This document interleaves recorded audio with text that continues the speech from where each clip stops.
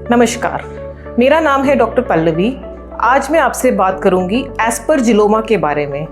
क्या होता है ये लंग्स में एस्परजिलोमा होना? एस्परजिलोमा नाम सुनने में मुश्किल लगता है, लेकिन ये कुछ नहीं है। जैसे ब्रेड पे फफूंदी लगती है, वैसे ही लंग्स के अंदर जब फफूंदी बन जाती है तो उसे हम कहते हैं एस्परजिलोमा। ये अगर पहले कभी टीबी हुई है तो टीबी की वजह से लंग्स में एक कैविटी बन जाती है। उस कैविटी में ये फफूंदी इकट्ठी होके एक क्रिकेट बॉल की तरह दिखती है, जिसे हम कहते हैं मेडिकल टर्म्स में एस्परजिलोमा। अगर आपको ये बीमारी है तो आपको सिम्टम्स क्या होंगे?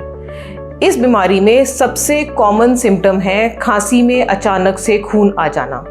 ये ज़्यादातर सुबह के समय जब आप ब्रश कर रहे होते हैं तब आप देखते हैं कि ब्रश करने के 2 मिनट बाद बिना किसी खांसी के, बिना किसी पहले से वार्निंग साइन के अचानक से खून आ जाता है।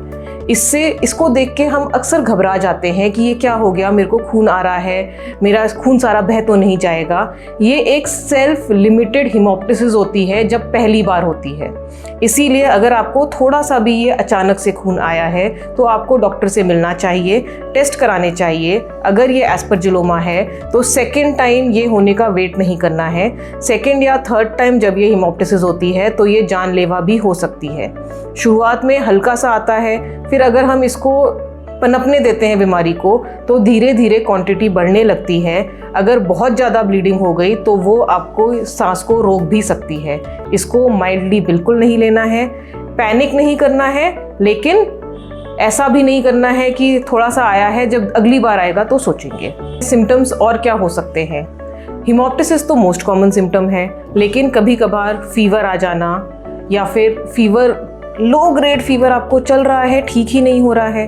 पहले आपने टीबी का इलाज कराया था, अब खांसी में खून आ रहा है तो किसी डॉक्टर ने बिना टेस्ट किए फिर से टीबी की दवा शुरू कर दी, लेकिन अगर स्कैन कराएंगे तो हो सकता है उसमें एस्परजिलोमा दिख जाए। कुछ मरीज़ ऐसे होते हैं जिनको ब्रोंकिएक्टिसिस की बीमारी नोन होती है। वो ब्रोंकिएक्टिसिस में भी सिस्टिक कैविटीज़ लंग में बन जाती हैं। कोई भी खाली जगह होगी वहाँ पर फफूंदी इकट्ठी होती है। जैसे जब पानी बारिश का रुकता है तो उसके ऊपर मच्छर जमते हैं, वैसे ही लंग्स के अंदर कोई खाली जगह, प्री एग्जिस्टिंग बुल्ला हो गया, ब्रोंकिएक्टिसिस हो गया, COPD के लंग्स हो गए, अगर खाली जगह होगी तो उसमें ये फफूंदी बन सकती है।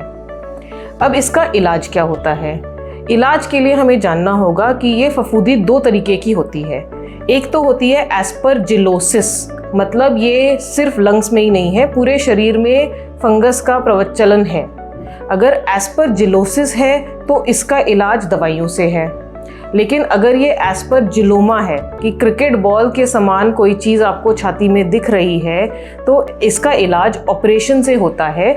जिस लंग की कैविटी में ये फफूंदी इकट्ठी हो रही है उस हिस्से को हमें सर्जिकली निकालना होता है। एस्परजिलोमा की सर्जरी क्या होती है? एस्परजिलोमा में हम आपका पूरा लंग्स नहीं निकालते हैं, आधा भी नहीं निकालते हैं। जिस सेगमेंट में हमारे राइट लंग में 10 सेगमेंट्स होते हैं, लेफ्ट लंग में 9 सेगमेंट्स होते हैं, जिस सेगमेंट में ये फफूंदी का गोला है, सिर्फ उस सेगमेंट को हम दूरबीन के द्वारा minimally invasive thoracic surgery watts के द्वारा निकाल सकते हैं और आपकी ये खांसी के खून की प्रॉब्लम हमेशा के लिए ठीक हो जाती है। इसमें टेस्ट क्या क्या होते हैं? एक तो हो गया कि आपका हम CT स्कैन कराएंगे ही, उसके अलावा हम ब्लड के टेस्ट कराते हैं देखने के लिए कि और कोई प्रॉब्लम तो नहीं है, खून जो गिरा है उससे खून की कमी तो नहीं हो गई है। सीरम में हम ब्लड में एस्परजिलस का प्रचलन है या नहीं है, सिस्टमिक एस्परजिलोसिस को रूल आउट करने के लिए कराते हैं। फिर हम कुछ फिटनेस के टेस्ट कराते हैं ये देखने के लिए कि आपका शरीर इस ऑपरेशन को झेल भी सकता है या नहीं। ये ज़रूरी नहीं है कि जो बेस्ट इलाज है वो आपके लिए भी बेस्ट हो, उसको देखने के लिए हम टेस्ट कराते हैं। जब हमारे टेस्ट की रिपोर्ट्स आ जाती हैं कि आप फिट हैं और ये एस्परजिलोमा है तो आपको हम ऑपरेशन करते हैं। ऑपरेशन के अगले दिन आप नॉर्मल चलना फिरना शुरू कर देते हैं। ऑपरेशन के 6ठे दिन आप बिना किसी समस्या के अपने घर में सारी रूटीन एक्टिविटीज़ कर सकते हैं। अगर आपको एस्परजिलोमा के बारे में और कुछ जानना है या आपको शक है कि क्या मुझे एस्परजिलोमा तो नहीं है, तो आप ज़रूर हमसे कैलाश हॉस्पिटल में आके संपर्क करें। धन्यवाद।